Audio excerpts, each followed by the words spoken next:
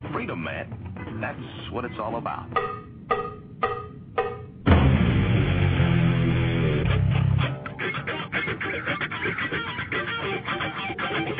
You've got to groove on freedom, like the good book says.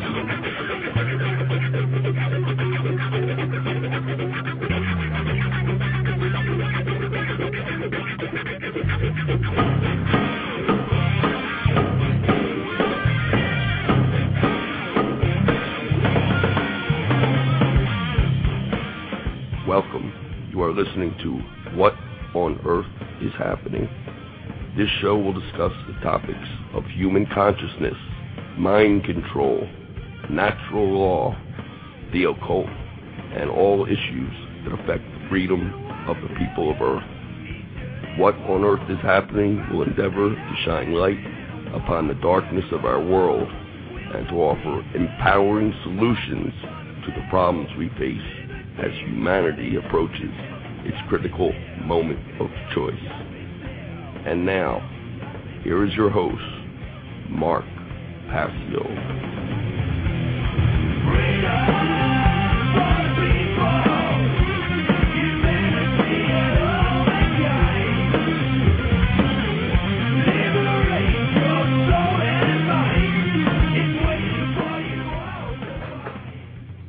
Welcome, everyone. You are listening to What on Earth is Happening. I'm your host, Mark Passio.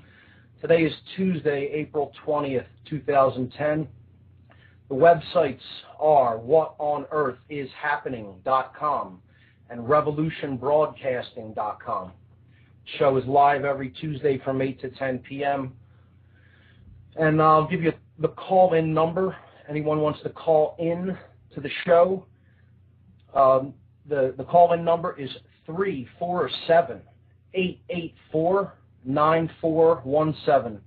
So when you call in, just hold on. I may be in the middle of discussing a concept or an idea, but I will get to your calls, okay? The number is 347-884-9417. So before we get into the topics for this evening, I want to make some general announcements about events that are coming up in the Philadelphia area. That's where I'm from. So really, really important and big event coming up this weekend, this Saturday night.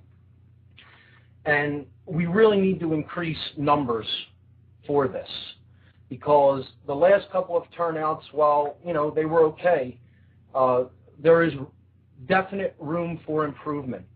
And we really need to get more people involved, and we need to get more people showing up at these events to get information out to the uninformed general public.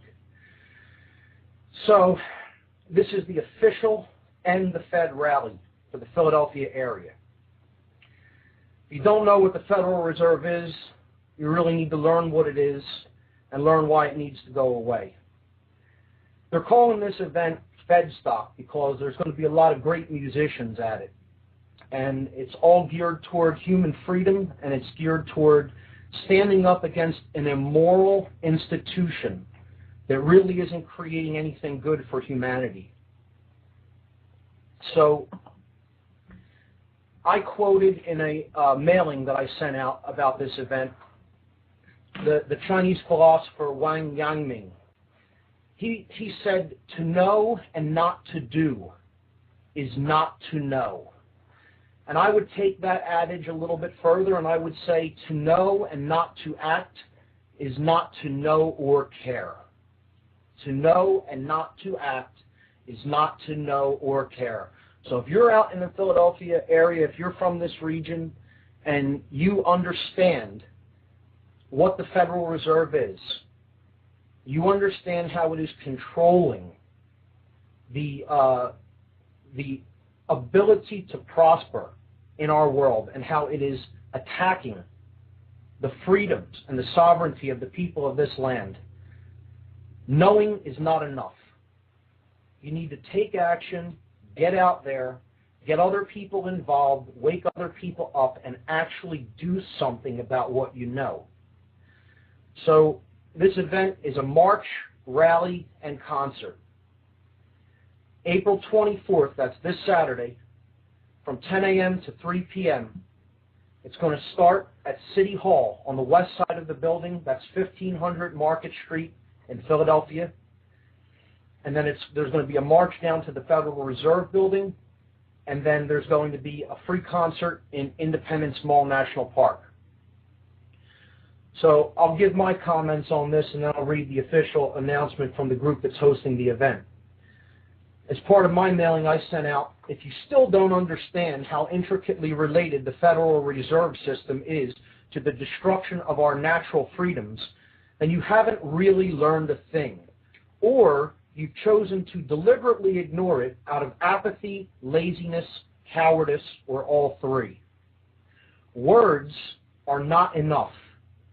If you value your freedom and the freedom of future generations of humanity, take action. Stand with us in courage at this event and become involved with this cause today. Truth, Freedom, Prosperity is the group that is hosting and sponsoring this event. They're calling it FedStock, End the Fed 2010. It's the official End the Fed March and Rally for Philadelphia. And here's their description.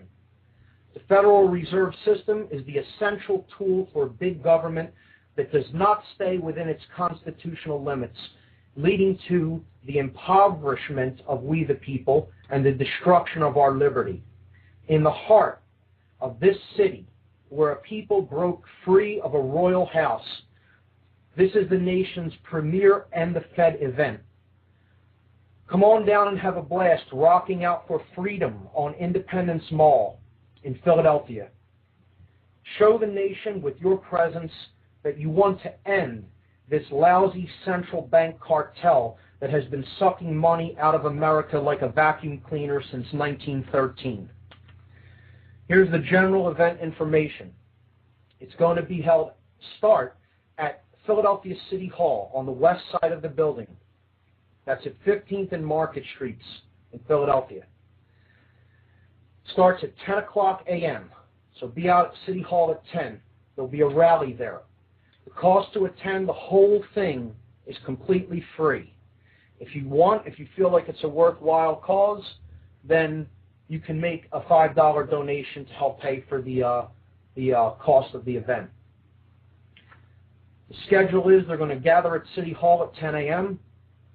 They're going to have a rally there for about an hour. At 11:22 a.m., symbolic number, they're going to march down to the Federal Reserve Bank, and there's going to be some speakers outside at the Fed building.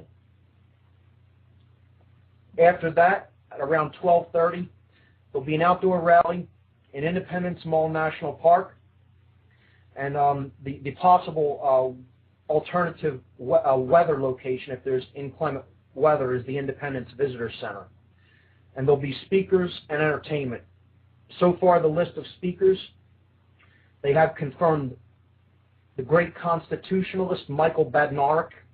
His website is www.constitutionpreservation.org. And Gigi Bowman from Liberty Candidates. That's liberty-candidates.org.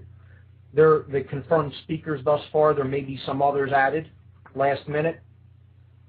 The entertainment, here's the great musical acts that are going to be playing at this event. Jordan Page, Amy Allen, The Almighty Terribles, Amp Killa, and Heist Click. So 5 confirmed musical acts. I think it'll be a great time. I really think everybody who is concerned with the issues that are affecting our freedoms in the modern day should be at this event.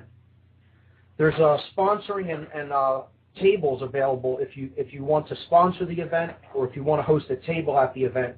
You can get in touch with Michael Salvi, and his email address is phillyc4l@gmail.com. That's phillyc4l@gmail.com. You can contact Mike if you would like to sponsor or host a table in the park. The websites are endthefed.us, phillyendthefed.com, and the group who is basically putting this all together, probably the best activist group in the Philadelphia region, and the people who I feel understand the dynamic as it stands with the greatest fullness in this area. That's Truth, Freedom, Prosperity. And their website is truthfreedomprosperity.org. Get involved. Get out there. That's all I can say. That's the last time I'll get a chance to make this announcement. I'll announce it again at the top of the second hour. Now, I'm going to start promoting for another event that's coming up in Philadelphia that's critically important. I know it's still kind of a long way off. This is going to be happening in July this summer, but I want to start telling people about it now.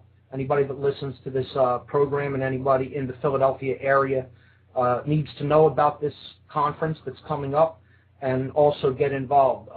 There's still time to get involved in helping in the organization of this event as well. This is called the Nikola Tesla Energy Independence Celebrations.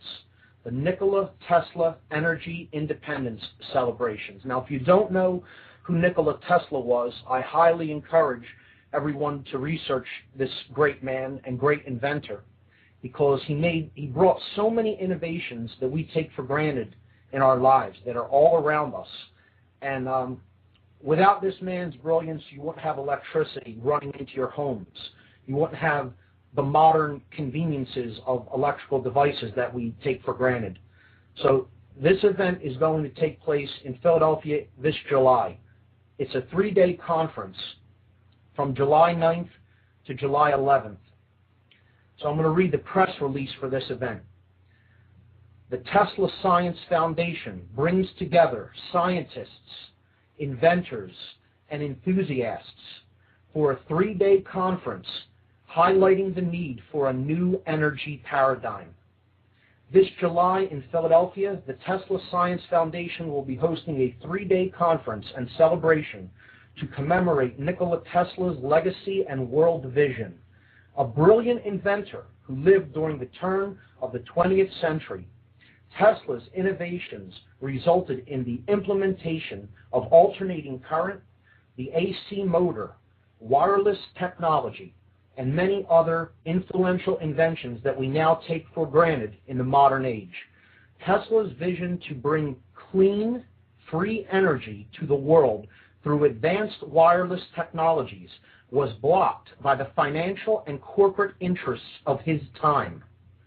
Through this event, the Tesla Science Foundation will bring together like-minded scientists, inventors, and enthusiasts who share the common goal of bringing Tesla's advanced energy technologies to fruition for the betterment of humanity.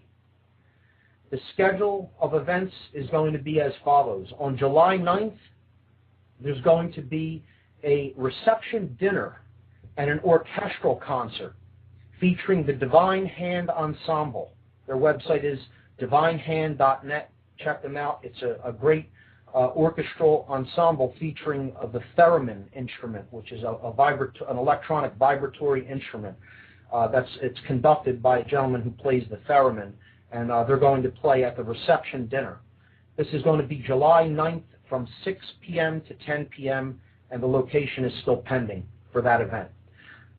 July 9th at night, there's going to be a Tesla birthday bash in Independence Mall Park, outside of the Independence Visitor Center. That's at 6th and Market Streets in Philadelphia. That's going to be happening from 10 p.m. to 2 a.m., and they're going to try to get some Tesla coils out and throw some fireworks Tesla style outdoors at Independence Mall Park. Now, July 10th, there's going to be an event also at the Independence Visitor Center. It's going to be general exhibitions. There's going to be some inventions on display that deal with new energy technologies. There's going to be some music. We'll have some maybe outdoor DJs or bands, and that's going to be from 10 to 5. And that's just like a general information and vendor type event with exhibits and music. But there's going to be free presentations and lectures at the Free Library of Philadelphia, the main branch, 1901 Vine Street in Philadelphia. That's going to also be going on from 10 to 5 on July 10th. So there's kind of like a 3-ring circus on July 10th. One of them is just for the general public who don't know much about Tesla to try to do an outreach about him. One is for Tesla enthusiasts to come and hear non-scientifically oriented, lectures for the layman about Tesla, his technologies. That's at the Free Library of Philadelphia, 10 a.m. to 5 p.m. on July 10th. And I myself will be emceeing that event. I will be introducing all the speakers. So the next event on July 10th, also from 10 a.m. to 5 p.m., is for scientists and inventors. So if you're a scientist, you're an inventor, you want to really dig deeply into some of these new advanced technologies, there's going to be a scientifically oriented conference, and that's happening at 2 Liberty Place on July 10th and 11th from 10 to 5 p.m., both days. That's 2 Liberty Place. That'll be on the 32nd floor. That's at 1601 Chestnut Street in Philadelphia.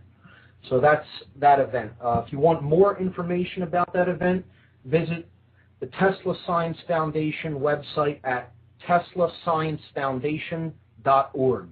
That's teslasciencefoundation.org. Philadelphia, PA, July 9th, 10th, 11th. 3-day conference on Nikola Tesla and his technologies. The Nikola Tesla Energy Independence Celebrations 2010. Extremely important. Why is it so important? Because, as I've said many, many times, and as I'll say many, many more times, the control of energy is the control of people. If you don't understand that, you don't understand how these technological and scientific so-called elites are really controlling the events of the world. So, with that having been said, with those 2 events having been announced, I want to jump into the conceptual topics for this evening. I'm going to do a quick recap of some ideas and concepts that I've covered in previous shows and just give a general overview of what we do here. As you heard in the intro, this show discusses human consciousness, mind control, the occult, and any issues that affect the freedom of the people that live on this planet. So we'll be getting into heavy topics as the weeks progress. But to get to that, you have to build a foundation. And that's what I've been laying out. I've been laying that groundwork of conceptual ideas over the past few weeks. So essentially what we've covered thus far is we talked about truth. We talked about what truth is. We talked about why it's so important, because alignment with it, coming into harmony with what actually is taking place around us and within us, is what consciousness is all about. When we do that, we're building a world of order and freedom.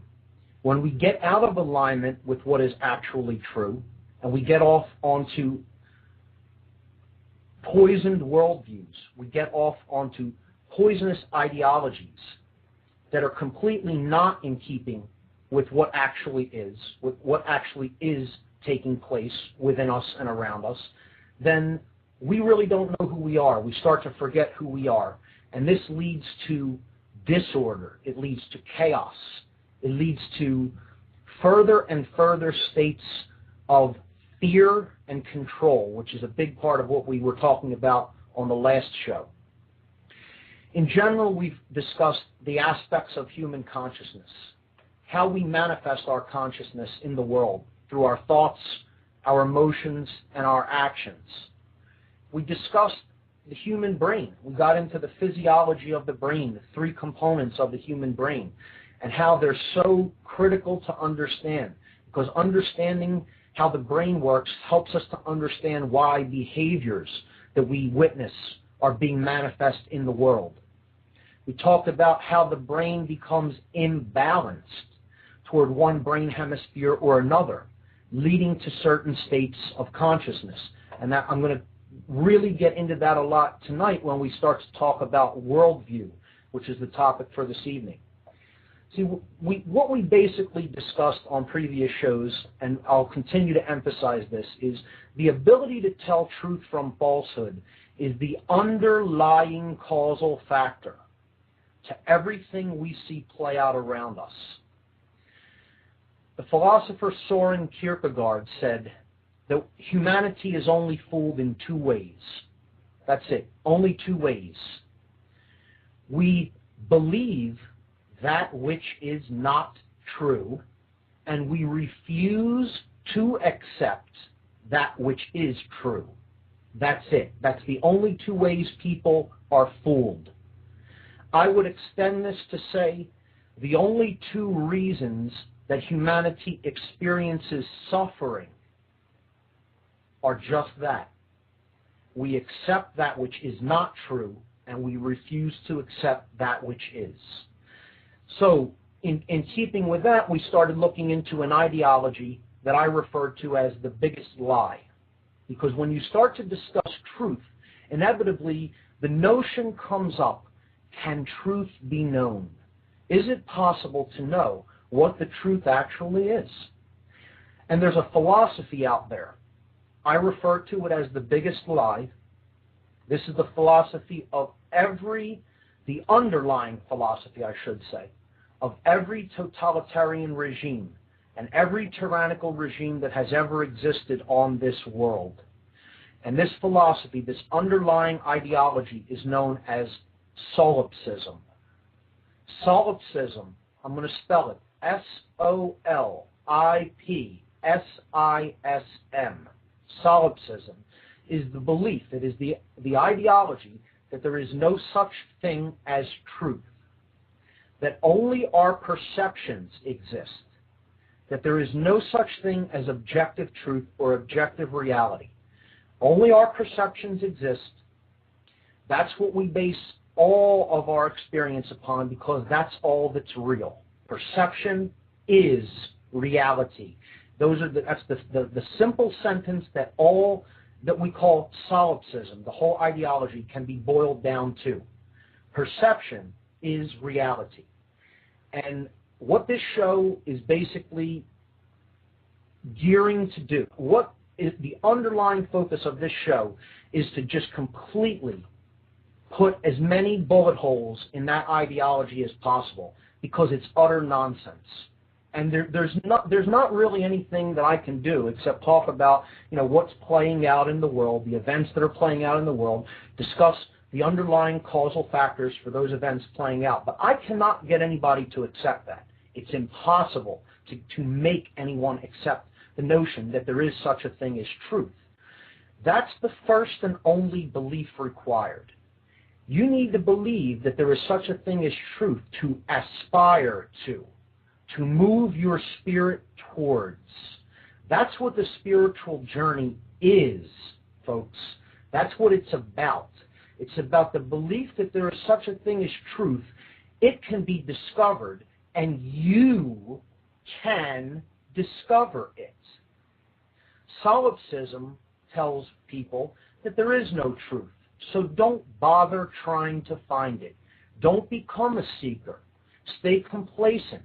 Accept. Just trust whatever perceptions you happen to have at the moment. Don't try to go any further than that. Just accept. That's what solipsism is. And every dictator, every tyrant, every king, every bully, every totalitarian regime that has ever existed, that has been the underlying philosophy that they have tried to get their subjects, their slaves, to accept. If you don't believe me, just look throughout history. Study history, and you will see this underlying ideological thread throughout everywhere where misery has developed and followed it. Okay? So that's all I'll say on solipsism, but we'll get into it as we discuss worldview. Now, last show we talked about the emotional polarities, and they were love and fear.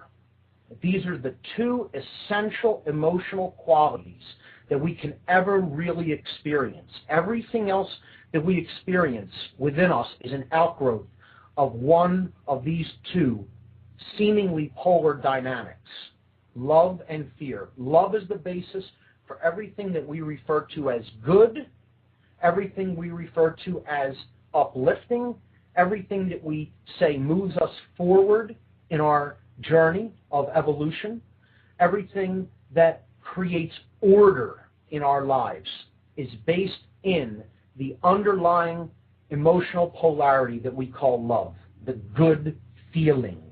Okay? And what this really is, when you get down deep into it and examine it further, you understand that what love really is the force that expands consciousness, the force that helps consciousness to move to ever greater vistas, to make it flower, to make it take in a wider view. The opposite polarity, which we identified as fear, is the force which tries to shut down human consciousness. It is the force which is the compression force. It isn't the expansionary force. It's the force which basically contracts consciousness inward and tries to stifle it and strangle it and keep people's eyes and minds and hearts closed to opening up and looking at what really is, what is really there, discovering the truth. That's what fear is. Fear can only ever lead to chaos. It can only ever lead to everything we experience as bad, as stifling our evolutionary growth, as evil. What we call evil is rooted in this basic emotional dynamic. When we come into harmony with the emotional polarity called love within ourselves, an internal state develops, and we call that sovereignty or dominion. This is when a person becomes unified with themselves. The three aspects of their consciousness become one. They become as one. So as they think, so they feel, and so they act. And they cannot be pulled apart from that. Their actions are in keeping with how they feel and how they think about anything. This is a person in internal harmony, in self-love, in balance with themselves. Okay? And this is a balanced brain as well. A person with a balanced neocortex, the higher thought center of the human brain. The left hemisphere and the right hemisphere operate in cohesiveness, in coherence. Okay? That is what we refer to as sovereignty or dominion within. The rulership of the kingdom of self. When fear strikes the heart of mankind, the exact opposite happens. There is no internal sovereignty. There is no internal dominion.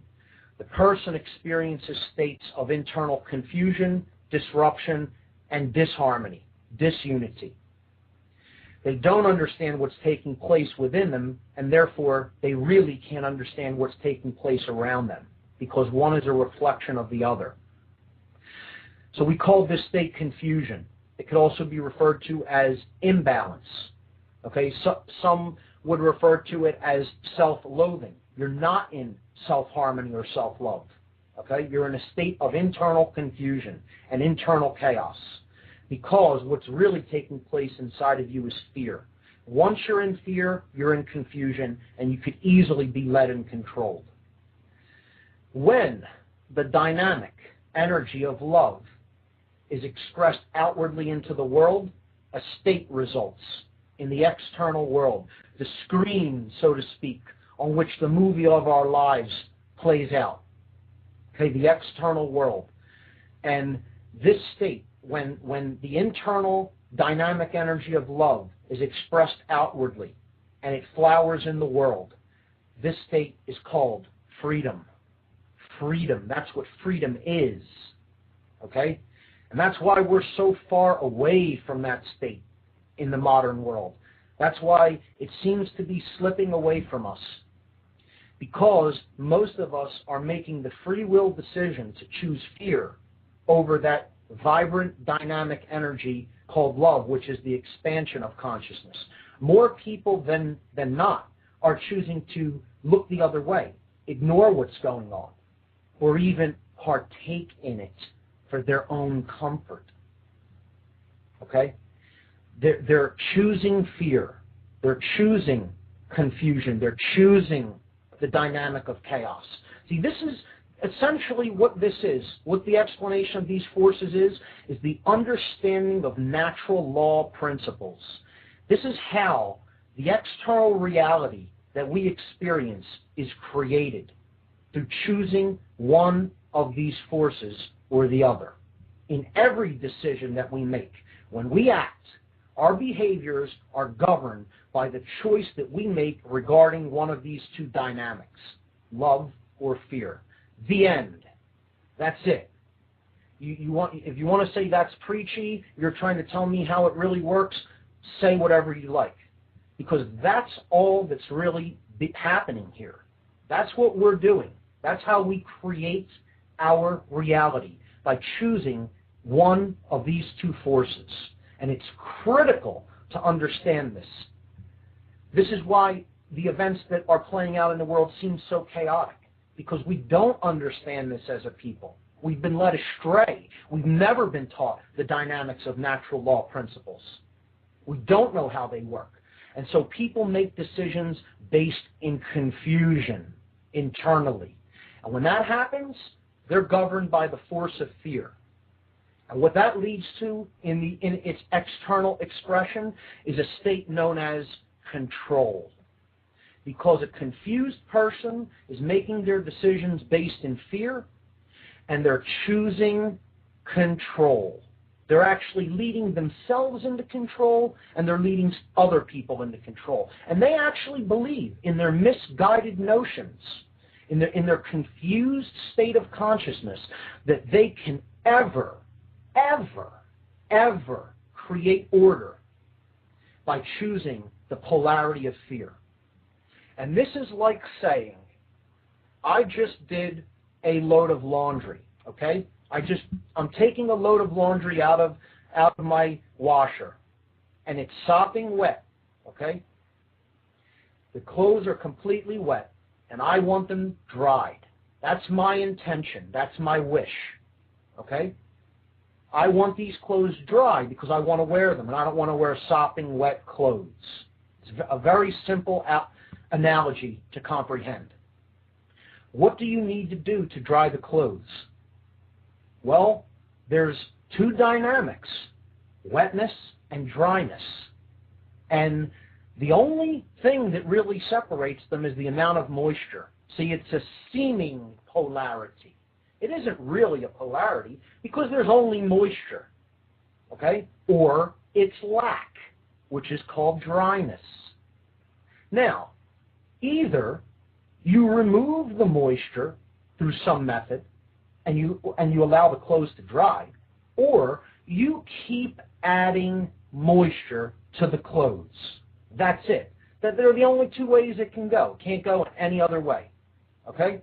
You're either going to add moisture or you're going to add the polarity of dryness, which is the absence of moisture. Very simple. Now, saying that I'm going to create order by wanting more control in the world, which many people think is the way to create more order, okay? Cops think this. Police think this. Military people think this. Politicians think this. Judges think this. Even people who write tickets and put them on people's cars in cities throughout the country, they think this. They think if there's no externally imposed control, chaos will emerge. Well, newsflash, folks. You don't understand natural law principles. You just don't. Because that's like saying, I'm going to take those clothes that I want dry, I'm going to take them, put them on the ground, I'm going to go get my garden hose, and I'm going to keep spraying them with the garden hose, and I'll dry them.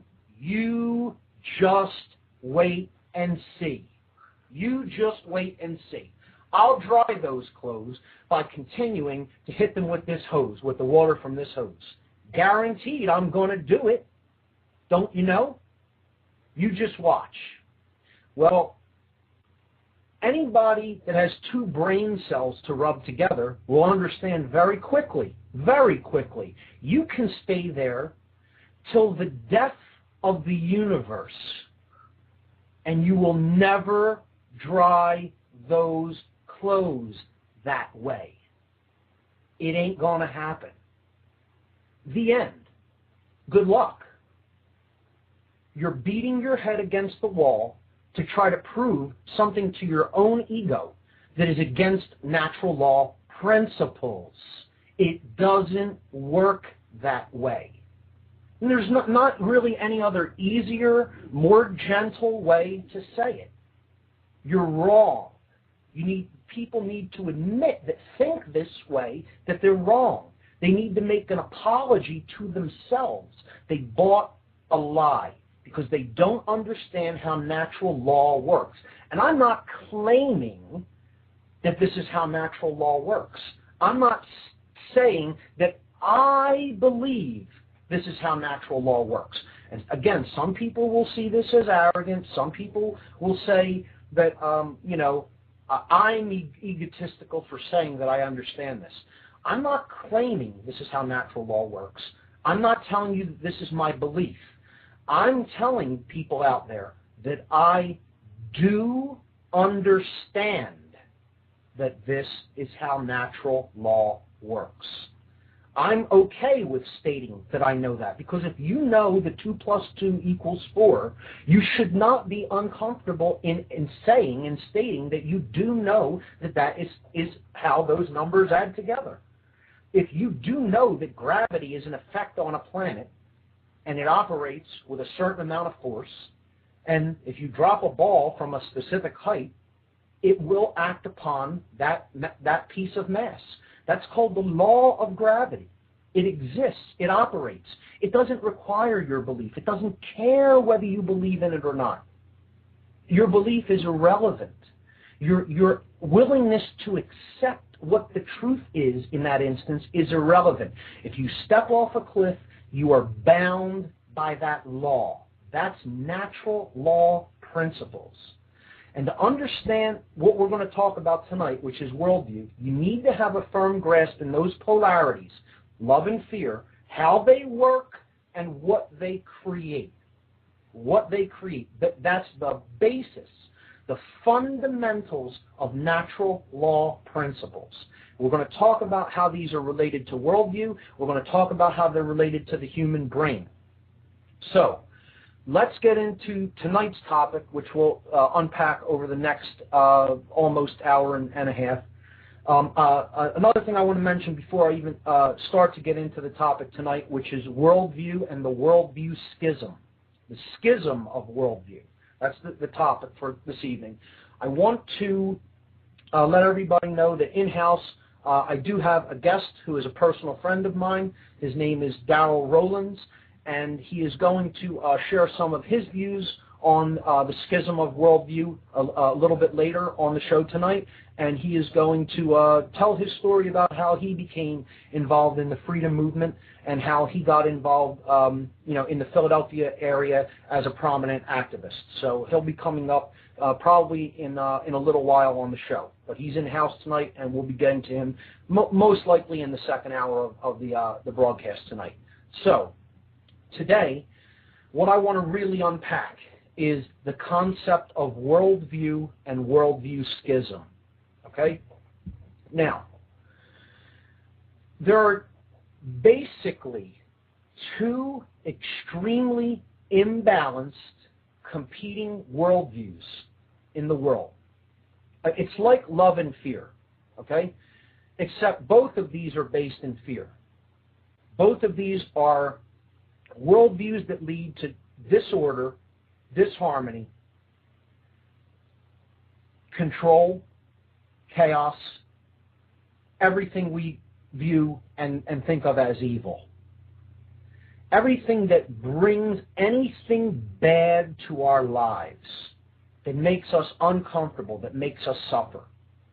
These are the two fundamental underlying worldviews.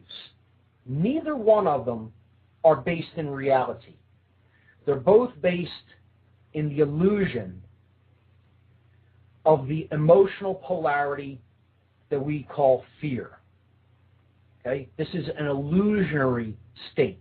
It really doesn't exist. It's the absence of that which is real. It's the absence of that which is true, which is the love dynamic. That's what the universe is. That's all there really is.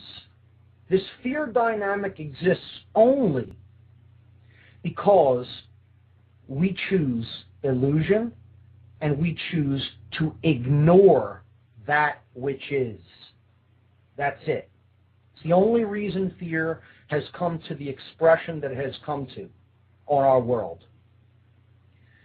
Now, these worldviews, one of them is based in an extreme left-brained schism. A person who holds an extremity of left-brain attitudes, beliefs, and lives their life in this left-brain prison modality. They have hardly any connection to the right side of the brain. So we talked about the physiology of the brain. The left side is the so-called male side of the brain. Its functions govern logic, scientific thought, mathematical thought, language, okay, analytical thought, the ability to break down concepts. That's what the left brain is. The right brain hemisphere, its functions govern intuition, holistic thought, seeing things in states of unity consciousness, a feminine, nurturing instinct, connection with higher levels of spiritual awareness, and the love principle. Okay? These are right brain modalities. It also governs creativity, creative expression, music, art, dance, etc. These are right brain modalities. A person in left brain consciousness only can become very brilliant.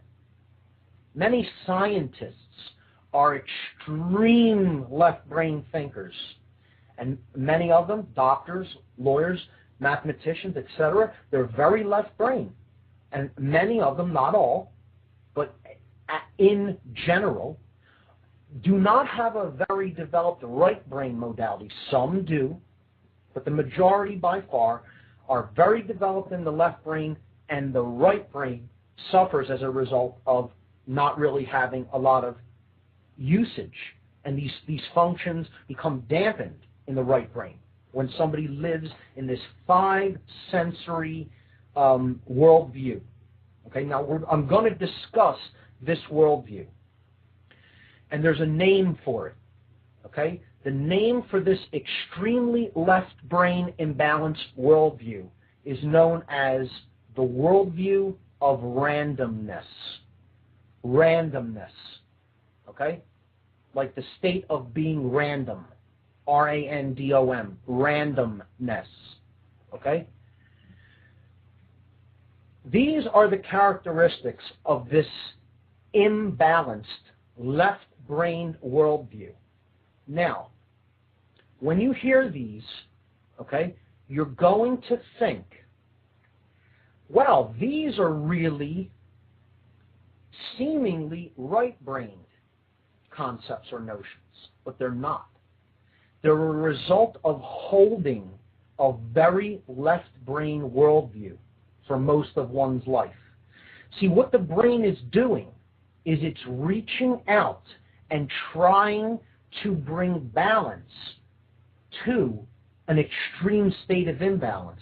And by holding and living in a left brain modality of consciousness through most of one's life, what somebody internally, spiritually, subconsciously is seeking, is desiring, is the absence of control, the absence of trying to order, desperately to order something and make sense of something, because that's all they do with the left brain, over and over and over and over, repetitively, throughout the tasks of their daily life and existence.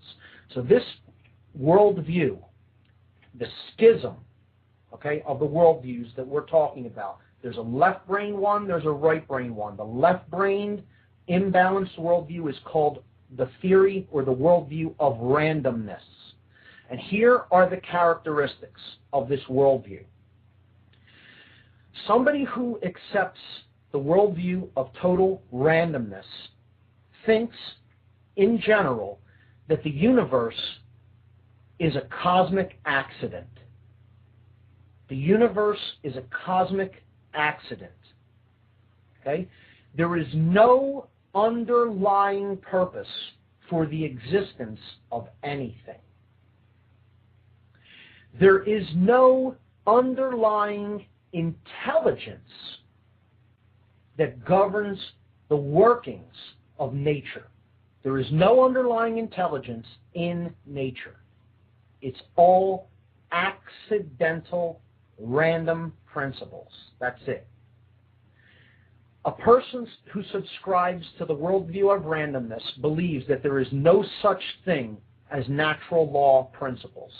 Everything that I talked about in previous weeks, everything that I talked about leading up to the discussion of worldview, about how the polarities of love and fear work to create what we experience, they believe that does not exist to them.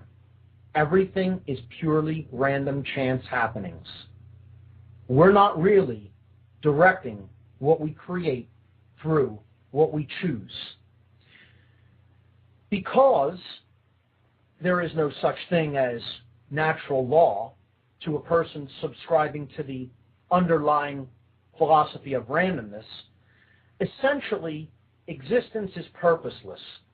There is no purpose for existence at all. There's no reason for you to be here.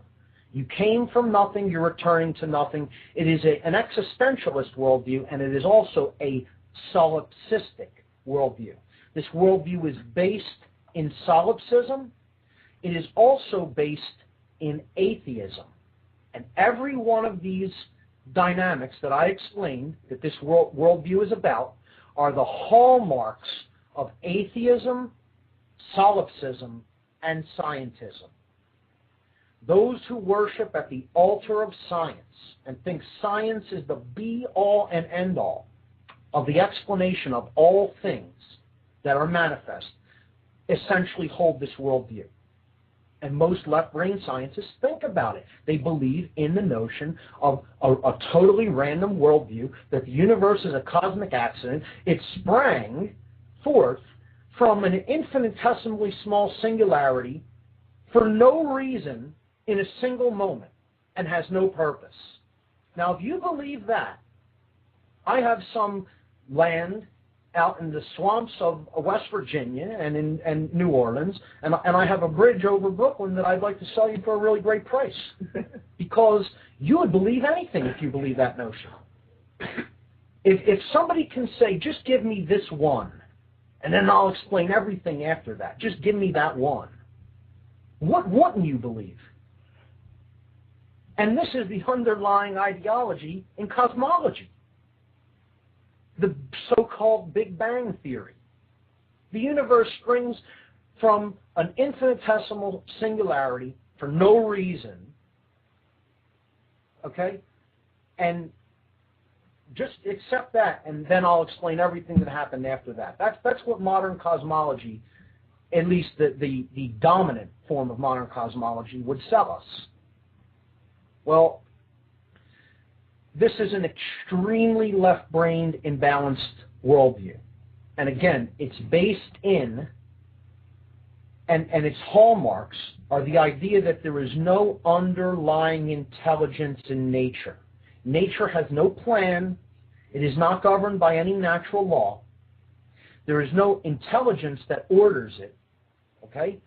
And this leads to and is an outgrowth of the ideology of atheism. They feed back on themselves. This worldview and atheism are intricately interwoven. 99.9% of the time, they lead to a dual left-brain imbalance called solipsism. Okay, which one form of this left-brain imbalance is solipsism. Nothing can be known. The other form of this left brain imbalance is scientism. We can explain it all. Okay? There is nothing outside of five-sensory reality that we cannot explain, because that's all that exists. Five-sensory reality, we'll study what we can perceive with the five senses and that which we can extend with our instruments that we call technology. that are extensions of those five senses, and we could explain it all. And it's all random, it's all accidental. The universe is a huge dead machine. A huge dead machine. That's what the ideology of randomness would have people believe. And I'll tell you something. There are many people in the freedom movement that ascribe to this worldview. I've been at meetings, and this is what people, even in the freedom movement, they say, yeah, I understand the encroachments on my freedom. I understand that we're, under attack with our personal and civil liberties. I get all of that. And I still think there's no such thing as any underlying intelligence in nature. The universe is a dead machine. We are nothing but dead biological computers, essentially, at an atomic molecular level. And that's it. Now, again, this is extreme left brain imbalance. And people buy this notion because of the old form of science, this Newtonian science. And it's a twisted form of Newtonian science because not even Isaac Newton thought like that. Okay, but it's a twisted form of this Newtonian scientific worldview that is so out of date that is not even really at the cutting edge of modern science anymore. But this is what people have bought because that's what's been in their textbooks in the Soviet educational system that we're all indoctrinated into, essentially. Okay? That's where they bought this left brain notion. It's reinforced through the media. It's reinforced through what I call old science. It isn't cutting edge science. This is an old and henceforth, in the modern age, a disproven form of science. Scientists at the cutting edge of scientific thought today have actually disproven this notion with repeated scientific observation and testing under controlled conditions. You don't even need to believe that it isn't that way. It can be proven scientifically in today's age that it isn't that way. And scientists at the cutting edge of cosmology, who are worth their salt, I should say, they have a new way of looking at the workings of natural law and the workings of cosmology that incorporates consciousness and incorporates underlying intelligent ordering principles. Not many people hear about these because they're very suppressed by the mainstream media, and they're very suppressed even by the scientific community that wants to hold on to the old paradigm, the old way of looking at nature, what has been called old science. And it's a good name for it because it's an aging dinosaur, and it needs to be done away with because it doesn't really serve who we are. Now, let's switch gears and look at, well, let's stay on this for another few minutes because let's look at what this left brain worldview really leads to, okay? So it's rooted in atheism, solipsism, and scientism is what grows out of it, okay? Either the notion that perception is reality or the notion that everything can be explained through the five senses or the extensions of them. So those are the outgrowths of it. What you get from either one of those ideologies, since there is essentially no truth, or man gets to determine that which is true based on what he can perceive, you get an ideology that inevitably grows out of this way of seeing the world, this poisonous, left-brain imbalanced worldview called randomness. And this is called, this underlying ideology that grows out of this state of mind, this left-brain way of thinking, is called moral relativism. Now you'll notice all of these things are essentially based in randomness, or that there is no such thing as this, there is no such thing as that, there is no objective or concrete this or that. So moral relativism is there's no concrete morals. There is no such thing as right or wrong. Okay? This is this extreme left brain notion, right, wanting justification for this extremely controlled way of thinking and an outlet for it. And it wants to say, I want to be able to have total freedom to do what I want, based on my perceptions, my comfort levels, my way of seeing the world. And that's called moral relativism. That there is no such thing, essentially, in people's mind who think like this as right or wrong. Those who are really imbalanced toward this worldview. There's no such thing as morals, objectively. There's no such thing as objective moral principles to someone that holds this worldview. What does that mean? Well, since there's no such thing as God, there's no such thing as truth, it's only my perceptions that govern what's really taking place around me. And there's really no such thing as right or wrong. I can basically do whatever I want at the expense of anybody else. And that ideology is called social Darwinism. Social Darwinism. Look it up and read about it if you don't already understand it. And that's the ideology that's basically running this world. The ideology of the so-called elites of this world. I won't call them the elite anymore because they're not my elites. But, who people refer to as the elites, those who are really running the show in the hidden corridors of power, this is their ideology. Social Darwinism, the survival of the socially fittest. And they believe that the socially fittest is governed by genetics. When you talk with them and read their papers, or perhaps belong to some of the organizations that they control or deal with or work through. Okay? Social Darwinism. It's one of their underlying ideologies.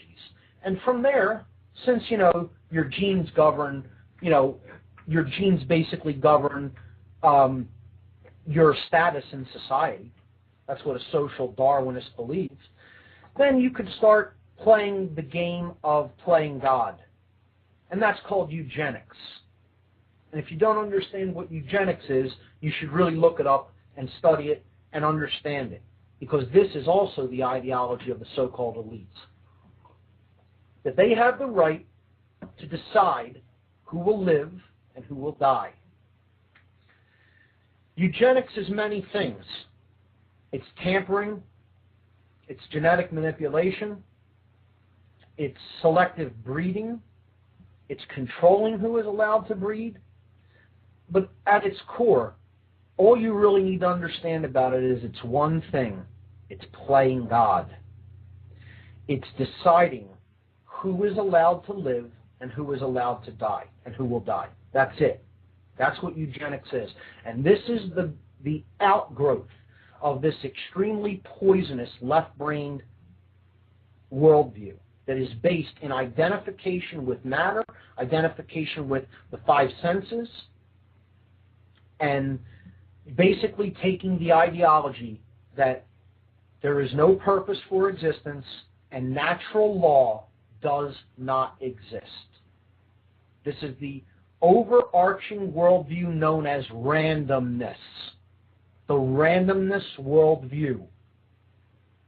So, I think we covered that pretty well. And if there's anybody that wants to call in and discuss this, the call-in number is 347-884-9417. 347-884-9417. So I think I will leave it there for this hour. We covered the left brain imbalanced worldview known as randomness. On the next hour, I'm going to get into the right brain imbalanced worldview, and then I'm going to talk to our in-house guest, Darrell Rowlands. So let's see.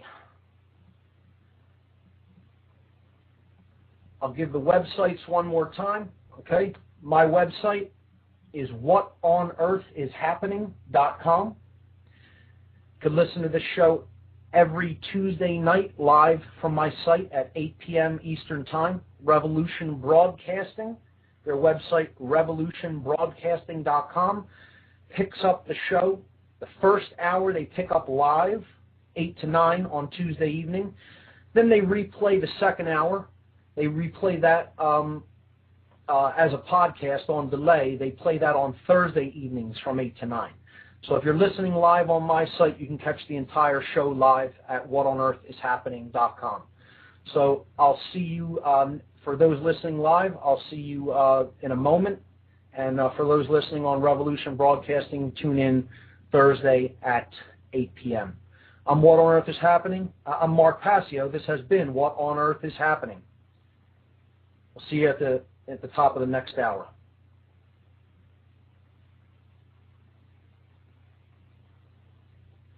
Freedom, man. That's what it's all about.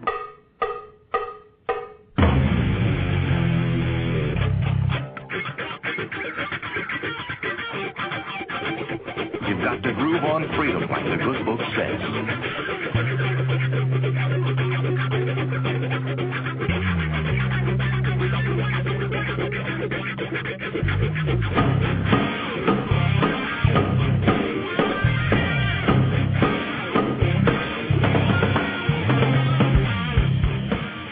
Welcome. You are listening to What on Earth is Happening. This show will discuss the topics of human consciousness, mind control, natural law, the occult, and all issues that affect the freedom of the people of Earth. What on Earth is Happening will endeavor to shine light upon the darkness of our world and to offer empowering solutions to the problems we face as humanity approaches its critical moment of choice. And now, here is your host, Mark Passio.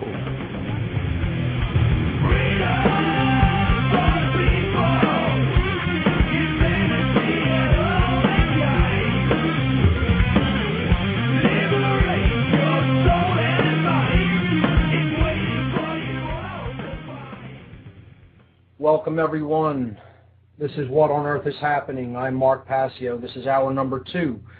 So I'm going to jump right into the announcements because we have an in-house guest this hour. End the Fed. The End the Fed rally in Philadelphia is coming up. It is this Saturday, April 24th, 2010, at City Hall in Philadelphia. These rallies and marches are going on all over the country this weekend.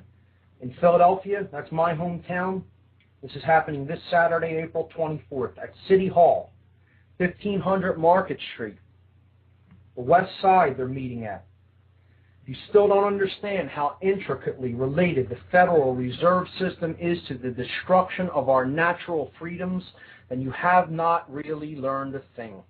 Or you've chosen to deliberately ignore it out of apathy, laziness, cowardice, or all three.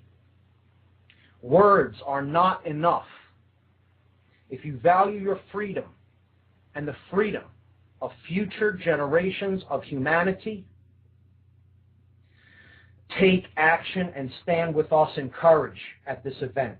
Become involved with the End the Fed cause today. The group Truth, Freedom, Prosperity is hosting this event. They're calling it Fedstock.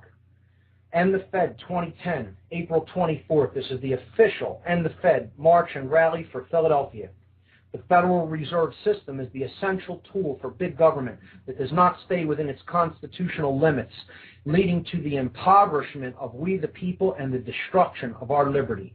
In the heart of the city, where a people broke free of a royal house, this is the nation's premier End the Fed event.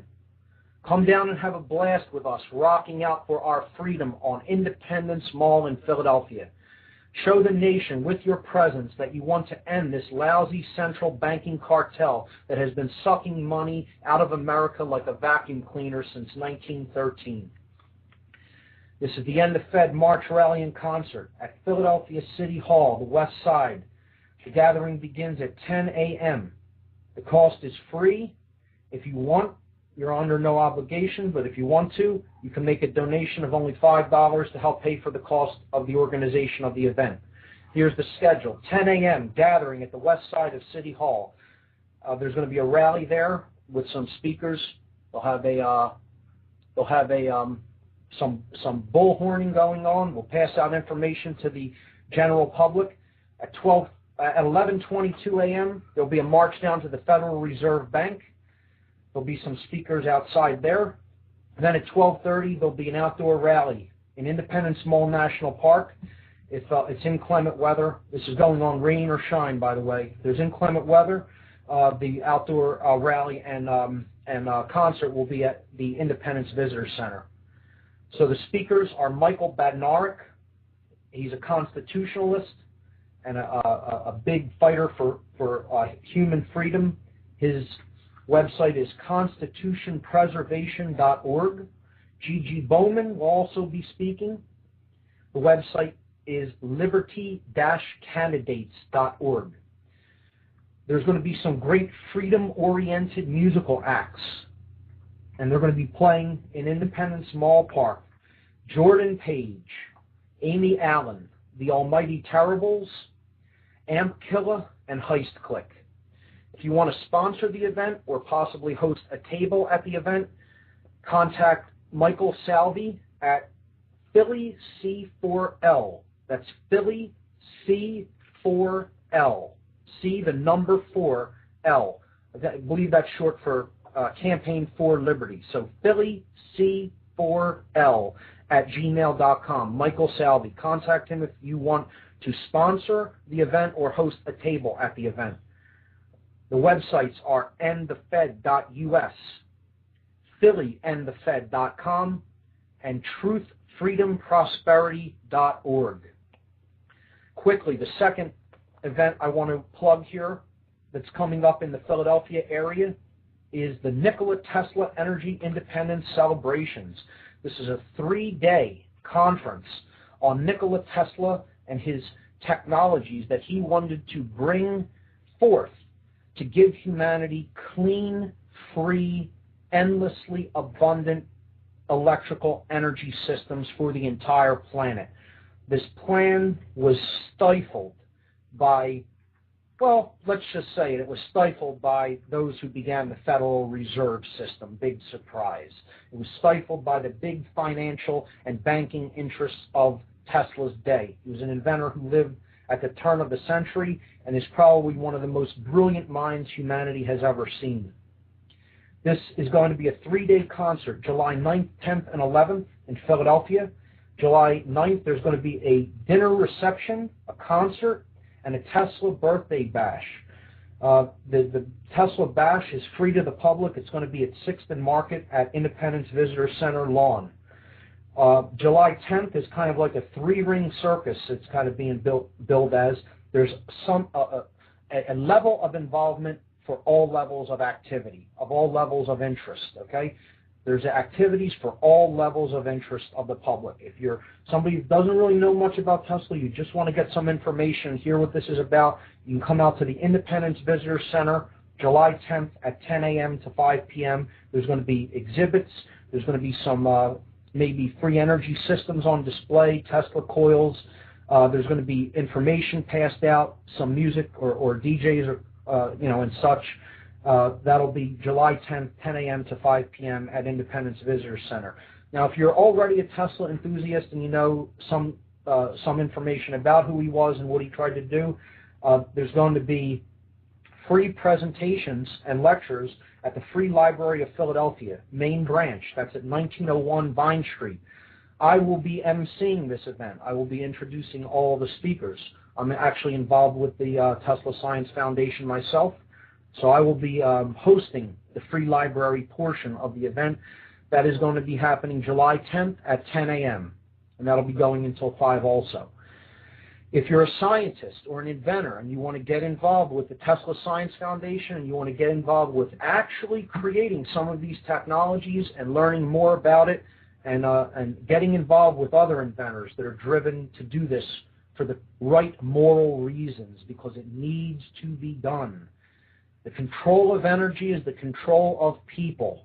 We need to break free of the controlled and limited energy paradigm that we're a slave to, and get on to clean, free, renewable sources of energy, harnessing the wheelwork of nature. That's what Tesla called it. So we need people in the scientific community and in the inventor community to come out to this.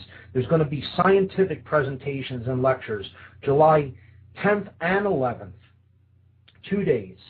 The scientific part of the conference 10 a.m. to 5 p.m., and this will be going on at 2 Liberty Place on the 32nd floor.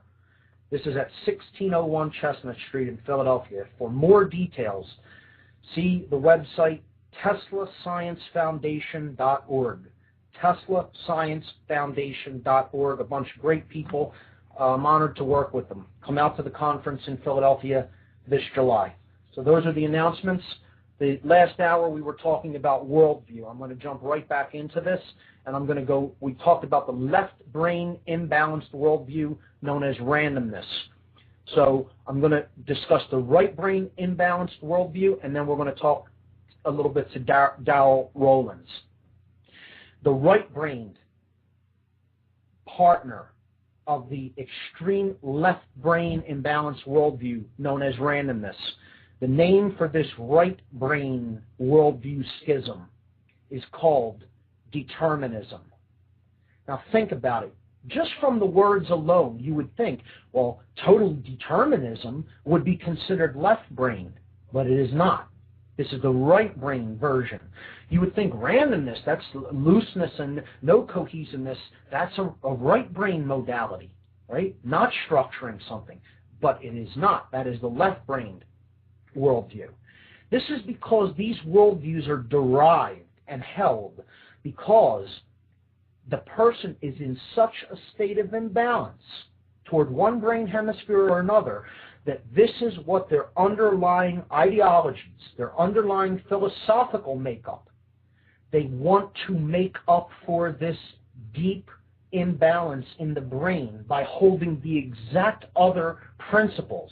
So the left brain imbalanced worldviews seemingly all ascribe to ideologies that are right brain, like existence is purposeless. There's no underlying thing, there's no such thing as underlying natural law that governs the workings of our reality. You would think that those are right brain, and essentially they are, but they are resultant of the left brain being dominant most of one's life.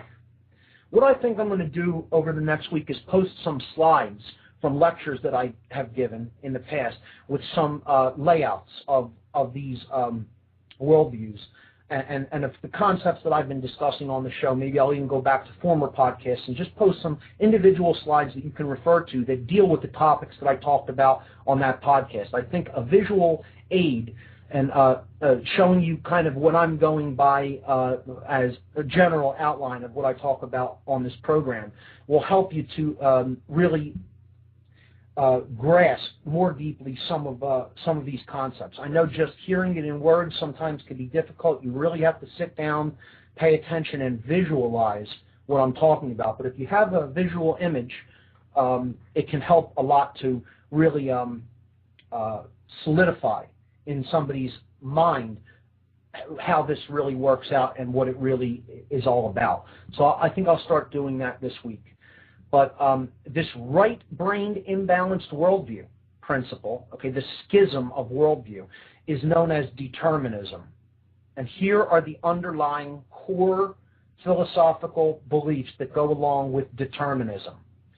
A determinist thinks that God, whatever they may view that as, controls every event in creation. There is nothing that happens that is not preordained.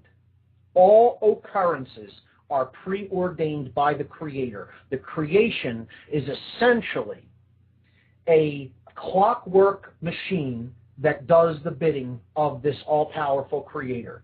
As such, there is no such thing as free will to a determinist, imbalanced worldview believer. Okay? No such thing as free will. Free will does not essentially exist. People are making all the decisions that they're making because God has ordained it. Okay? God controls every event in creation. Because free will does not exist, see, this is the exact opposite of the randomness theory. People who ascribe to randomness think natural law doesn't exist. There's nothing that governs, no underlying governance of the workings of the principles of creation, the principles of the universe. No such thing as natural law to a person who believes in randomness. To a person who is a determinist, it's the exact opposite. There's no such thing as as free will. Natural law governs everything in creation. God's law governs it all. There is no choice. There is no free will. Humans don't have a will of their own. God's making it all happen like a big, huge clock that he controls. Okay? Total control. Okay? A modicum of control is what somebody in the right brain worldview doesn't have. They're governed by their emotions. They're ruled by their emotions. This is a total emotional brain thinker. All right brain, no left brain. It's all about supplication. It's all about bowing down to higher authority. See, the randomness worldview creates people who think they're God. They're masters. They subscribe to social Darwinism, moral relativism, eugenics, totalitarianism, when this worldview reaches its apex of imbalance. A determinist doesn't believe free will exists. So there is no such thing as changing anything. You can never take the reins of reality and change them in any direction. God's doing it all. Don't bother trying to change a damn thing, because change is impossible. All of your actions are essentially meaningless because you can't change a thing. Why do anything? Why wake up and eat in the morning? You know, why speak a word to any other living being? A deterministic mindset that says all events are preordained, things are coming whether we want them to or not. Don't bother trying to change a thing, because nobody really has free will. God's making it all happen, and you're just a puppet going along with his will. Okay? Change is impossible. Action is meaningless. That's what a determinist thinks. And I'll tell you, there's a lot of people who think like that. You go down to your local church, or you go down to your local, whatever religious organization it may be. You'll find a lot of deterministic worldview people. Guaranteed. Okay? This is the hallmarks that this ideology, this worldview, a schism toward the right brain, the hallmark of this is religious fundamentalism and religious extremism. So you'll notice, I'm talking about one worldview that's totally left brain and totally atheistic. No such thing as morals, no such thing as natural law. And the other worldview that is totally deterministic is all about religious extremism. And you know what I'll say about both of these worldviews? Both of them are complete bunk. Total bunk. Not one of them holds one shred of information that is worthwhile, that leads to our personal evolution, that leads to a higher level in the journey toward higher consciousness. None of it is based in unity consciousness. None of it is based in the dynamic of love, of expansion of consciousness. Every one of these ideologies, every one of the core beliefs that go along with them are all based in fear. And as such, they can never lead to anything good. They can never lead to anything uplifting. They can never lead to anything unifying. They can never lead to order. They can never lead to harmony. They can never lead to peace. And most of all, they can never lead to freedom. Ever. It can't happen. You're trying to build something that you say you want. Okay? Somebody who believes both of these principles will say they want peace. They'll pay lip service to, I want freedom in the real world. Okay? They'll tell you that. But then they'll tell you, this is my underlying ideology. And I'll try to say to them, you can never create that or have that condition that you say you want. You say that's your desire to have this or that, and now you say, this is the mindset that I'm going to use to try to build that state of experience. It can't happen. Ever. Ever. It never will happen as long as you're thinking like that in one of those belief systems. These are belief systems. None of them are based in the fundamental principles of truth and natural law. Because I'm going to tell you, essentially, you ever hear the adage, there's my side of the story, there's your side of the story, and then there's the truth. Well, the truth is never in one of these two extreme ideologies that are based in fear, randomness or determinism. The truth never lies in a left-brained schism or a right-brained schism. The truth isn't schism. It's unity. It's in the middle. The truth is the middle pillar. It doesn't lean all the way to the left or all the way to the right. It's balance. It's harmony. It is peace. It is that which is. Okay? And that which is actually a combination of two of the underlying principles within these worldview schisms that each one rejects wholeheartedly. Okay? The randomness adherents, right? The people who subscribe to the notion of randomness think that natural law does not exist. There is actually no underlying intelligence that governs the way what we choose, okay, the emotional polarities that we choose and how we base our behaviors creates reality. They don't believe those principles exist. There is no such thing as natural law. They don't believe in the law of karma, the law of attraction, the law of cause and effect, right? The golden law, okay? That's it. They don't believe in that, the golden rule, that basically the universe behaves like a mirror and reflects back to you that which you bring to the table through your consciousness, through your thoughts, through your emotions, through your actions. That doesn't exist to a person that subscribes to randomness. But a person who subscribes to determinism doesn't think the opposite dynamic exists. Free will doesn't exist. Everything is controlled. You're to lay down. Religion teaches this. Almost every religion teaches this. It's the ideology of unworthiness, of self-loathing, of an order follower. You have to supplant yourself, make yourself supplicant to a higher authority. A higher authority. Well, I would suggest in human form, there is no such thing. But a deterministic believer, thinks God controls every single event of our lives and we don't have free will to change anything and make a decision that then creates what we will experience. And I'm here to tell you that the truth is that what really is occurring in the world is a combination of these two rejected principles of both of these totally imbalanced ideologies. And what the universe essentially is a mirror that works on two basic principles coming together to form a synthesis. They're seeming opposites, and when they come together, they form a synthesis in which we, operating within natural law boundaries, get to determine what our experience will be based on our choice between the dynamics of love and fear. That's it. So there is a natural law principle, which is the deterministic component of our reality. And then there is a free will principle, which is the random component of our reality.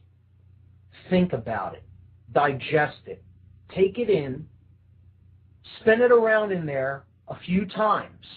And really, really go deeply into what I just said. There is a natural law or a deterministic component to the principles that underlie creation. Okay? This means there are laws in operation that are put there by an underlying intelligence. There is also a free will principle. And this principle is random because no one can actually, at the deepest level, coerce anybody into doing anything that they don't really want to do. To believe in anything, to know anything, to do anything. You have free will. You're using it or you're letting someone else use it. but it's there. It's either under your control or it's usurped by someone else, in which case you've given up your power. But in all those cases, this place is still governed by natural law principles. If we use our free will to come into harmony with those principles, we will have peace and order and freedom. If we choose the fear dynamic and we choose not to align ourselves with the natural law principles that are actually put there for our betterment, our edification and our betterment, if we do not use our free will toward those aims, then we will experience disorder, chaos, suffering, and slavery. The end. That is how it actually works. I'm not claiming that this is how it works. I'm claiming to understand through my own process of discovery, to have discovered that this is how this law works. It's no different than Newton claiming to have discovered how gravity functions and be able to write down the equations, except there aren't equations that govern this. This is discovered through an elevation in consciousness. That's it. That's how it works. So I'm not claiming that I believe this. That's not what I'm saying. I'm not telling you you have to believe it either. You don't have to believe anything. You're not required to believe a thing. Natural law exists and is in operation, and you are bound by it. Free will exists and is in operation, and you are bound by the free will decisions of others. The point is to bring our free will, which is a gift, into harmony with natural law, which is put there for our betterment in this construct that we call the universe. When we do that, there will be order, peace, harmony, enlightenment, and human freedom.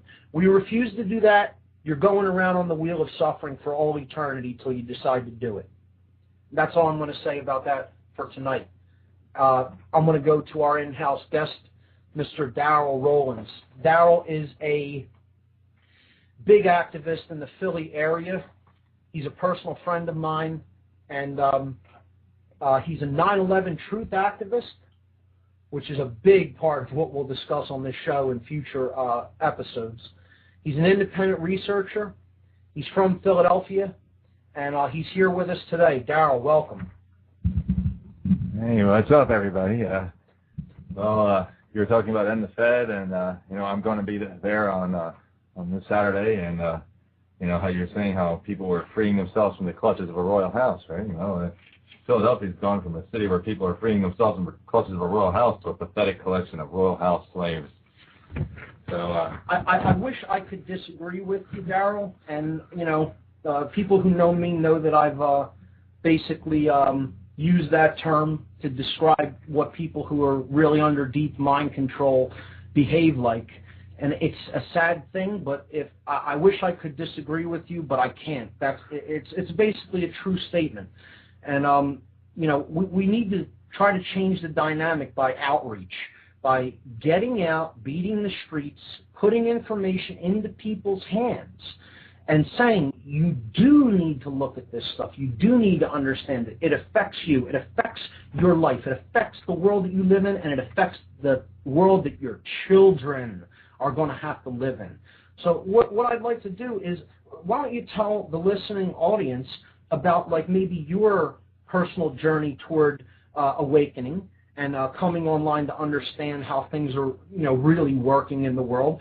Tell them how you woke up and what your journey was. Oh, absolutely. Okay, well, when 9/11 happened, I immediately had a feeling that I was being lied to. I didn't know what, but something just smelled false about the whole thing, and I knew I wasn't getting the whole story, the whole picture. That was the key. It was just other information we weren't getting, So I started digging. I started doing research on the internet, and I stopped merely absorbing what was being reported on the news, and I started analyzing it. I found that even the so-called left websites, under like Daily Cause and the Alternate, for example, weren't being completely honest. I knew there was no political answer to any of this. The crooks controlling both major parties, and I found that the left-right paradigm was completely false through and through. And I began to understand that there's no left, no right, no such thing as liberal or conservative, and no difference between Democrats and Republicans. It was all being run by the same powers, the money powers. I began to realize. Let me stop you there and talk about that a little bit. This is something that you still see a lot of in a lot of the political quarters of even people who come out to certain events and are concerned with the erosion of different civil liberties. However, they're still of the opinion that voting is the answer, that petitioning is the answer, that basically getting involved with a big political party is going to change things. And again, this is that left versus right paradigm, the conservative versus liberal, okay? And a lot of people in these movements don't really grasp that this is just a version of what is called the Hegelian dialectic. This is dialectical mechanics. It's been described in different ways by many people. Some people have described it as chaos magic. Chaos magic is giving somebody an illusory choice that isn't a real choice. They just think it's a real choice. I kind of described this a couple of weeks ago. Your child doesn't want to eat his vegetables, so you make him think he has a choice. You say, hey, John, you want peas or corn tonight? You want carrots or mashed potatoes? And the kid thinks, wow, I get to decide what I'm going to eat, huh? When in fact, you have these things already prepared and laid out, or already, getting ready to prepare them, and you just want him to pick one so you could throw one in, in the oven and make it, and that's it. And he eats it because he thinks he picked it himself, when in fact, he didn't really have a choice. He was going to pick one or the other. He was going to eat his vegetables. The outcome was already predetermined. The outcome was predetermined because there was an event already planned beforehand. There was a goal planned beforehand. See? Him eating his vegetables. A certain politician from one party or the other getting into office. An invasion of a sovereign country. Then an event takes place that brings up confusion within, and somebody is basically pressured into making a false choice that can't really be what they had in mind originally, but it's what you had in mind originally. This is called dialectical mechanics, the presentation of a false choice. You extend both hands to somebody that you want to hit, and you say, pick a hand. And they pick the left one, and they get slapped. If they pick the right one, they were going to get slapped just the same. So 9/11 was actually an example of a dialectical mechanics event. Absolutely. You have a problem, terrorism, so that people cry out for, and react to it, and so then the New World Order proposes a solution which was pre-planned all along, and so now we've lost all our liberties. So 9/11 is the event that really woke you up. Absolutely.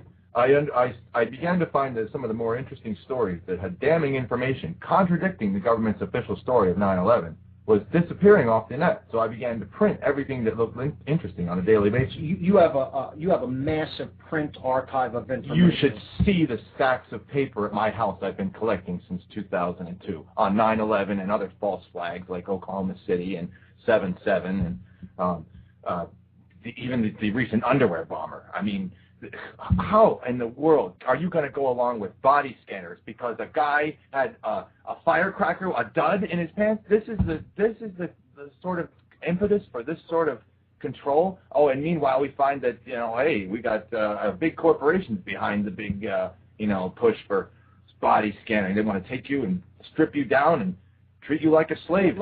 We tell them how to treat them. Let's look at this. How to treat them. This as an example. You want to get to a point where you have total compliance with people based on their fear. If they're not in fear and they don't view it as something that they need to be afraid of, as something that's capable of harming them, they're not going to give you more control over their daily lives and daily existence. They would say, hey, what do you need to do this for? What do you need to scan me for? What do you need to print me for? What do you need to search me for? They're not going to go along with that unless you can make them think that they need to go along with it for their own safety. So that's how dialectical mechanics works. And you're a big fan of print information. I'd like to say I think that that's a good thing to do, because if anything should happen to, for example, the internet, like Jay Rockefeller planning to take down the internet eventually, it's a good idea to have hard backups of information and not trust that they will just always be out there on the cloud. I tell people that all the time. Back up your data, back up your information, have good backups. Even print backups for text articles is a great idea. I know Darrell's... Remember, folks, a sheet of 8 and 11 paper is not going to suddenly change to 404 not found, okay? Right. It's going to preserve whatever you printed there. So remember, that. So here, how I started waking up, I started collecting information. I started sorting all these papers into categories like police state, foreknowledge of 9/11, massive foreknowledge of 9/11, Israeli spies, Pentagon anomalies, World Trade Center implosion evidence, Big Brother control grid, Zionism, Oklahoma City to compare it to, CIA drug running, this is also going on, Illuminati bloodlines, you find out really, these people are in charge of all the mainstream media you watch. The heads of all these companies are all, working together. Darrell, you just brought up a plethora of topics there, and eventually we'll be going into just about every one of those on... Oh, this is just scraping the surface. Sure. Just scraping the surface. Again, folks, what we're doing here on the earlier podcasts is we're building a tapestry. We are laying foundational groundwork, okay, for topics that we're going to build upon later that require this prerequisite knowledge. Because if we don't have prerequisite knowledge about how the human mind works, how the human psyche works, how our physiology works, we're not going to be in a place of intellectual and emotional maturity to understand the events that are actually playing out in the world. It's critical to understand who we are and how we work, because I'll tell you something. The people who are really controlling the dynamics of the world right now, they know how these things work. They know how the human mind works. They know how the human psyche works. They know how our behaviors are motivated. But the difference between them and us is that they think that people that haven't used their minds to think independently are just, willing slaves, and they feel that they should take advantage of us. Right. If we do not think for ourselves. Instead of helping us to achieve consciousness, they want to further drive us away and use us as slaves. Right. And this goes down to the dynamic of when you learn or acquire something that you recognize is somewhat unique and that not a lot of other people have access to. When that happens in your life, most people will make one of two decisions.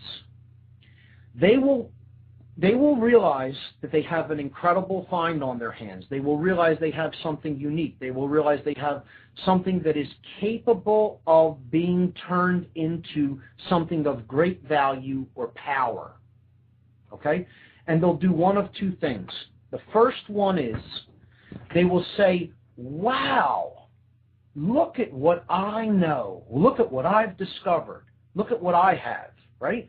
I can hold this over other people's heads as a great advantage over them, okay? And I can use this to control them. I can use this to manipulate them. Just Google Albert Pike. He did all this. I can use this to build myself up and to tear them down simultaneously, so that they'll always, always want what I can bring to the table, and they'll always put me in a position of power over them. And as such, I can make them do whatever I want for me, so that my life is easier at their expense. And this is the underlying ideology of what in later weeks I will be getting into and talking about as a sorcerer. What that basic worldview is what I term, and many other researchers term, sorcery.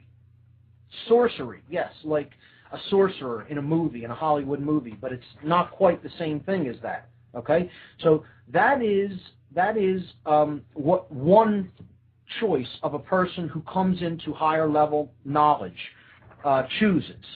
The next thing that they choose is, the other choice is somebody who comes into this same higher level knowledge says, wow, look at what I know. Look at what I understand. Look at what I can do, right? And they say to themselves, not everybody understands this, you know?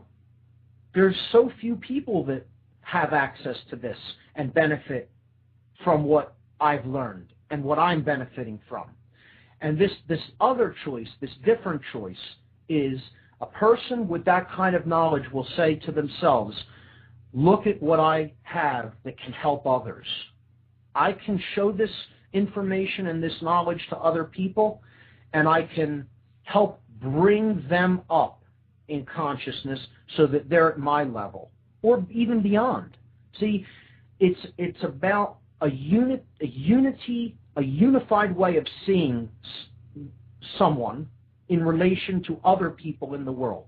That you're seeing yourself in a unified way with others. It isn't that you want to have an advantage over other people and use information to manipulate and control others. You want your desire, upon realizing that there's an imbalance between your level of awareness and others' level of awareness, is to bring balance to that equation, is bring balance to that dynamic and say, I want to get other people up to the level where I'm at. I want to give them the same knowledge so we're on equal footing, so that there isn't an imbalance in the game board, so that there's a leveling of the game board. And that's the difference between a sorcerer who does the former, of manipulating people with that information that they understand, and a true alchemist or a true wizard that really understands this information and wants to bring it to the attention of others, because they know that knowledge does not belong to them. Knowledge belongs to the people of the world. So, Darrell, in keeping with that, yes. You wanted to kind of get into maybe an article that you wrote? And yes. Okay. I wrote this back in 2007. I post on PA Hardcore or StereoKiller.com, and I made this article because I was expressing my frustration, because I'm out there trying to show people, what I've learned, like you were saying, and I ask people questions that would make them think, hey, have you ever heard of Monsanto? Hey, have you heard of diet soda, containing aspartame, a neurotoxin, vaccines and mercury and the rise in autism, there's a link there, and I tell them about it, and people would say, no, we really don't care, we don't want to know, how does this affect me? And I would argue with these people. And so, because I was so frustrated that they didn't want to get it. And I've discerned the actual crux of their argument. This is their argument. You talk about the schism of the worldview. This is their worldview. Okay, let me say something before you start getting into the article. Yeah. The reason that they're stuck in this state of dissonance, the reason that they're stuck in this refusal to, it's dissociation, that's exactly what it is. The state of acute mental decompensation in which certain thoughts, emotions, sensations, and or memories are compartmentalized because they're too overwhelming for the conscious mind to integrate. I totally agree with that. That is what dissociation is, and it's a serious psychological condition of imbalance. And I'd just like to say, to keep this in alignment with the topic tonight, worldview, is that this state of mental dissociation that you're about to read an article on has to do with the attachment to a fundamentally imbalanced worldview. That's what we need to keep in mind about what states of mental dissociation and states of cognitive dissonance. Look up that term, cognitive dissonance. That's what we're talking about here. These people who are in this psychological condition are rooted in a worldview, in a way of seeing themselves in relationship to the wider world, the wider universe, and other people. And it's not just that they see the world like that, it's that they are attached to seeing the world like that. They don't want anyone else coming in and taking away or breaking down that worldview, because they associate that worldview with their own personal identity. That's the key to keep in mind. I just wanted to say that to help the listeners understand how this is going to relate to what I talked about in this show about worldview. So go ahead, Darrell. This is an article that you wrote on the state of mental dissociation. Yeah, I've experienced this phenomenon of dissociation happening right in front of my eyes. At the time, 3 years ago, I used to hang out with some people that would play some video games and play online LAN gaming and stuff, and all of a sudden there was this huge and heated argument. There was 6 or 7 people in the room. I would skip the personal bullshit and go right to the crux of their argument. This is their actual argument in their own words as they were spoken to me. Whenever I would try to talk to them, they would say, the world, number one, this is the one thing, the world has always been at war, and that's the way it will always have to be, in their view. They always think that. They would never question any of that. Number 2, they think humanity destroying itself is common knowledge. They think that shouldn't be a concern in your life. They think that there's far too many stupid people on this planet anyway, and they think you should just worry about bettering yourself, not others. They think that concern for world events and arrogance are one and the same, unless, of course, you hold public office or are employed in an occupation of political nature. Okay, wait, I want to stop you there. Okay, say that one again slowly, because that's a really, that's... They actually think you're arrogant for having concern about world events that are, beyond your daily routine. They actually think you're being arrogant by actually thinking about things beyond yourself. Okay, so that is an arrogant way of seeing yourself in relation to the world, that if you see a world problem that you want to take concern and issue with to try to bring balance to, you're telling me that the people you spoke to... They don't think you have the credentials to speak out against those things. Right, that only an expert can learn about that. You can't do it through... Your desire to seek knowledge and truth in the world, and then actually come to a higher level of consciousness on your own, and then get involved with your wider community, your wider social network of people to be able to bring any kind of balance or right those wrongs or injustices. And I think that's an arrogant viewpoint to even take, that you could make a difference. Then they will immediately challenge you to come up with a complete solution, and they tell you, if you can't lay out exactly what we should all do about it, then you should shut the hell up and don't bother talking to anybody else about it. Keep that liberal bullshit to yourself, they'll tell me. Watch the language. But the thing that you said there is that they think that... hold on. Yeah, number 3. Okay, so they're saying if you can't lay out a total solution, you can't bring every single thing that we should do. So what does this imply? This implies that someone needs to tell them what to do. To be an expert in their lives. But it says a lot about their underlying worldview. Yes. And it seems like this is actually a deterministic principle as well, because they think that all the answers have to be laid out, that nothing can organically flow and take its own course, that you have to have everything laid out predetermined, okay, and that, they need to be led.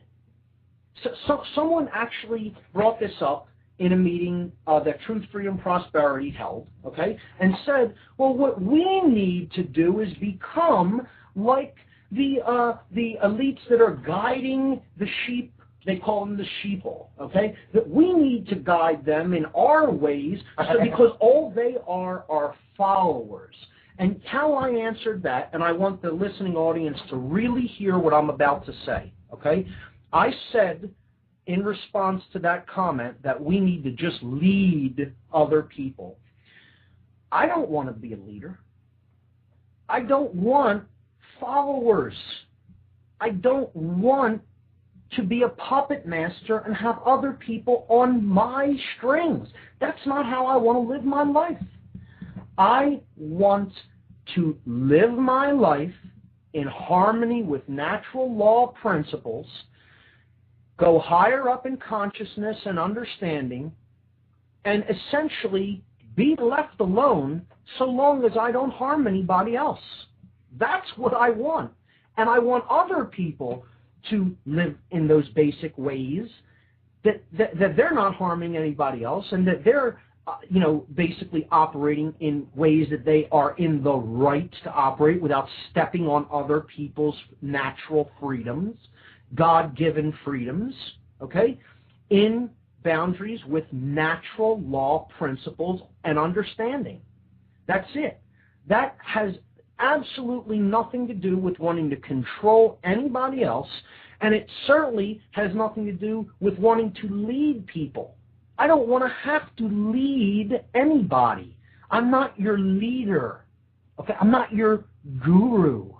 I don't want to be a guru, and I'm not. Okay? Do not look outside of yourself for the leader. You got to think for yourself. You have to take in information from as many sources as possible, make up your own mind about it with an open mind, and lead yourself. Your life is your own. What you do with it is up to you.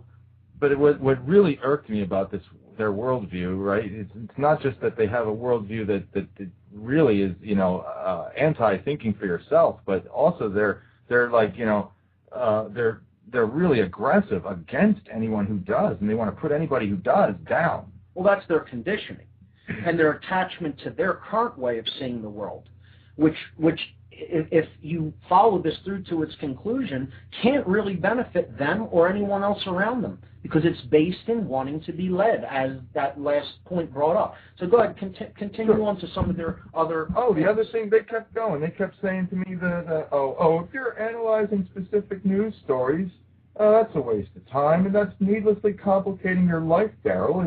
If you analyze news and you're angry about what's happening to the country lately, then you're depressed, and maybe you should seek medication or something like that.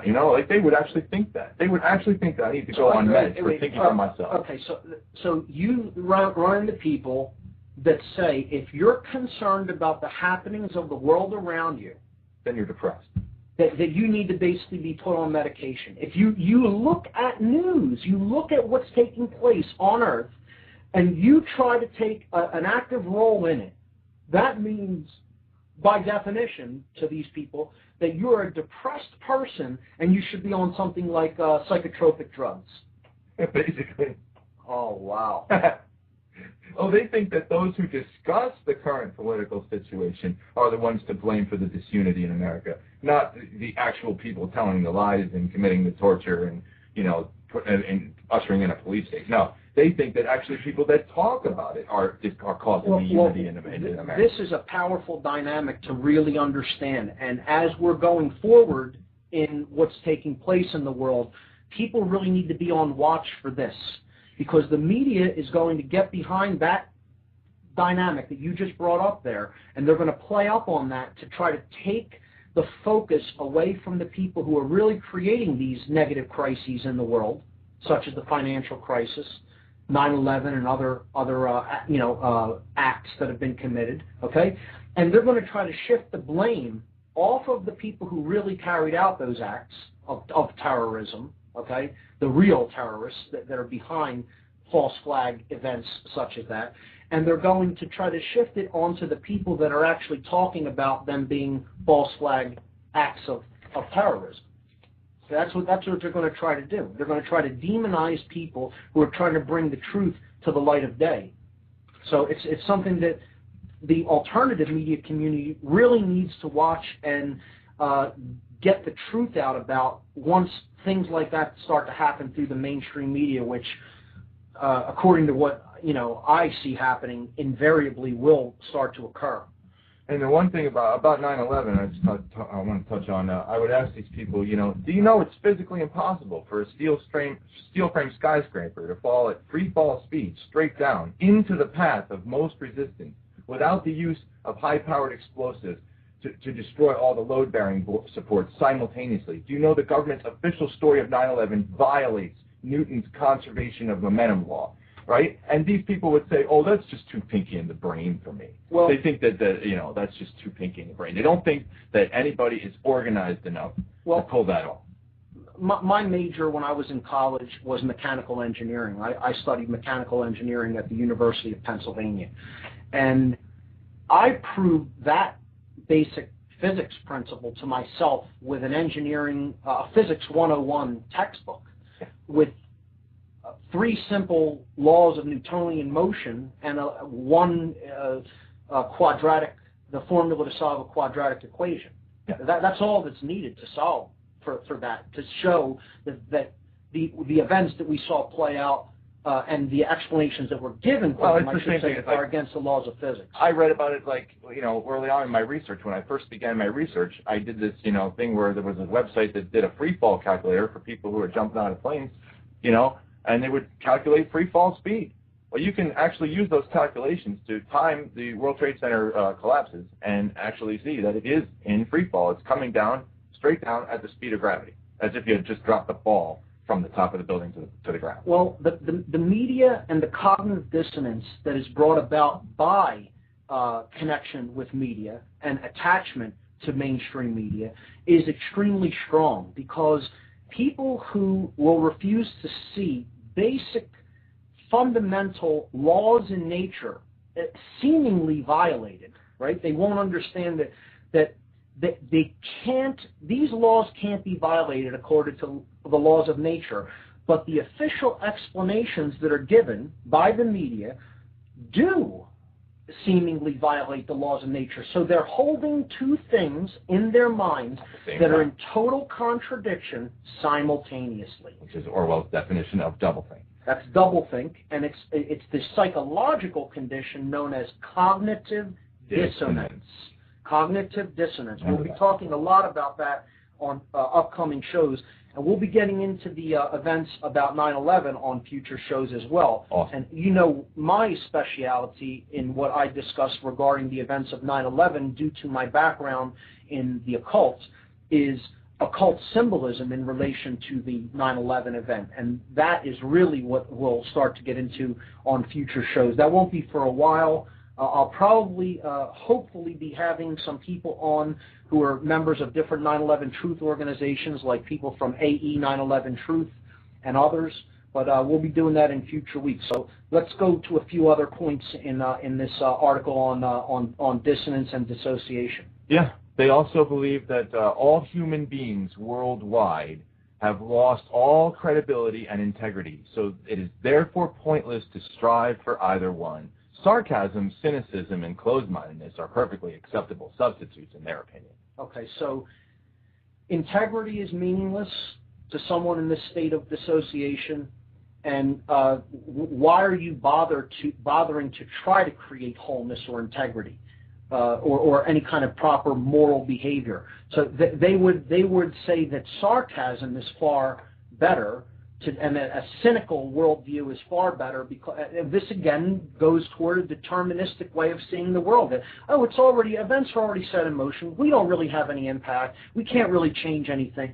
Free will does not exist. It is the mentality of a slave. This is an extreme right-brained worldview that they're holding, and I'll tell you what really leads people into this worldview that puts them in a right-brain state and keeps them there. It's that hypnotist in your living room called the television, folks. That's what it is. Defenestrate your television. Okay, and then the other thing they told me was that people that go into the military do so willingly, and so they shouldn't worry about being lied to. They think it's not their job to know the truth, is what they told me. Their job is to love their country and follow orders, unquote. Wow.